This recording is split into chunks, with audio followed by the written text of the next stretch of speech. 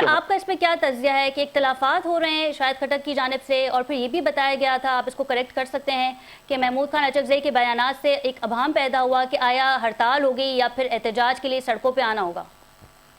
جی بالکل، اس حوالے سے چونکہ آج کی میٹنگ فائنل تھی تو اس میں ہی سارے فیصلے ہونے تھے۔ اس سے قبل صرف اعلان کیا گیا تھا کہ ہم 8 فروری کو احتجاج کریں گے۔ اس پر احتجاج کے حوالے سے محمود خان اچکزئی نے ایک موقع پر کہا تھا کہ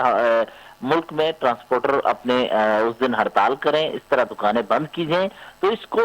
پہیہ جام ہڑتال کے ساتھ اس طریقے سے جوڑا گیا کہ شاید سڑکیں بند کی جائیں، بلاک کی جائیں، تو ان کا یہ ماننا تھا کہ پرامن انداز سے ہم اپنی طرف سے احتجاج ریکارڈ کروائے۔ تو اسی سلسلے میں ابہام پیدا ہوا، تو شاہد خٹک نے کہا کہ یہ ابہام دور کیا جائے، اور آج انہوں نے اس کا کھل کر بھی اظہار کیا ہے۔ اور اس کے علاوہ نثار جٹ نے اپوزیشن یعنی لیڈر کہیں نہ پنجاب، کہیں اختلافات ہیں محمود خان اچکزئی اور دیگر جو ممبران ہیں پاکستان تحریک انصاف کے، اس سے یہ کہا جا سکتا ہے حیدر؟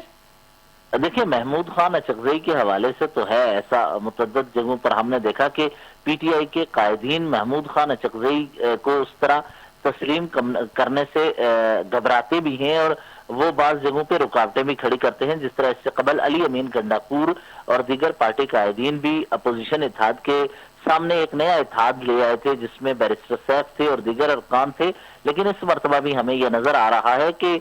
یہاں رکاوٹیں ہیں اور ایک دوسرے کو تسلیم نہیں کیا جاتا۔ اور یہ صرف محمود خان اچکزئی کی حد تک نہیں ہے، بلکہ علیمہ خان تک بات پہ پہنچی ہوئی ہے۔ جب مشال یوسفزئی نے آج بیان دیا اور انہیں بھی اب پارٹی نے فیصلہ کیا ہے ان کے خلاف بھی سخت ایکشن ہوگا، جو 8 فروری کے بعد ہوگا، اس سے لگتا یہ ہے کہ تمام اراکین ایک دوسرے کے حوالے سے صف آ رہا ہیں۔ مشال یوسفزئی کی آپ نے بات کی ہے، کیونکہ اب اسلام آباد میں ہوتے ہیں، پھر آپ سے بھی جانیں گے کہ اگر انہیں پارٹی سے بے دخل کیا جاتا ہے تو پھر ان کی سینیٹرشپ پہ تو کوئی خاصا فرق نہیں پڑے گا حیدر؟